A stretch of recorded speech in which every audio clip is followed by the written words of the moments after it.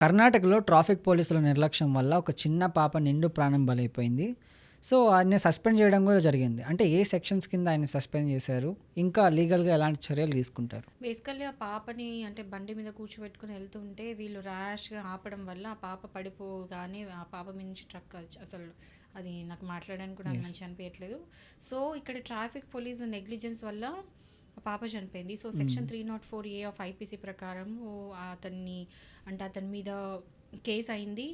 And దాని తగ్గట్టు suspend అయిండు. తర్వాత ఒకవేళ ఈ వీడియోస్ ఎవిడెన్స్ అంతా వేసిన తర్వాత మొత్తం ప్రూవ్ అయిన తర్వాత అతనికి పడాల్సిన శిక్ష అతను పడుతుంది. హ్మ్. సో ఇక్కడ నెగ్లిజెన్స్ ఆఫ్ ట్రాఫిక్ పోలీస్ ఉంది. ఒకవేళ ఎవరికైనా ఇలాంటిది అయితే ఏంటంటే ఇట్లాంటి ఇన్సిడెంట్ కనుక అయితే అంటే ఏదైనా సరే నాట్ జస్ట్ అంటే ఇక పాపలాగా కాకుండా నెగ్లిజెన్స్గా మీరు హ్మ్. ర్యాష్గా వెళ్తుంటే సడన్గా ఆపేయడాలు అలాంటివి చేసి దానివల్ల మీకు డ్యామేజ్ ఏమైనా అయితే ఫిజికల్లీ అది ఎనీవే హ్మ్. అయితే కనుక మీరు ఇమీడియట్గా మీరు సూపరింటెండెంట్ ఆఫ్ పోలీస్కి కంప్లైంట్ పెట్టొచ్చు. అంటే హైయర్ అథారిటీస్కి ఎవిడెన్స్ అనేది తయారు చేసుకొని కంప్లైంట్ పెట్టొచ్చు.